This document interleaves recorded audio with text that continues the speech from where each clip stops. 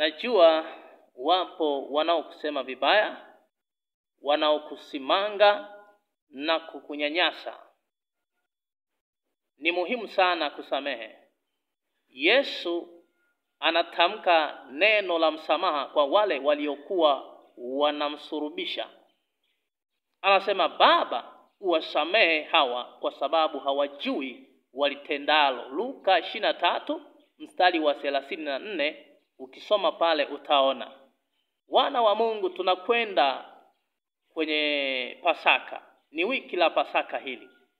Tunahitaji kusamehe watu. Haijalishi wametuumizaje, wametukwazaje, lakini tunahitajika kusamehe kwa sababu Yesu alikuja kutufundisha msamaha. Yesu alikuja kutangaza msamaha. Shalom, ninaomba usamehe mwana wa Mungu. Amen.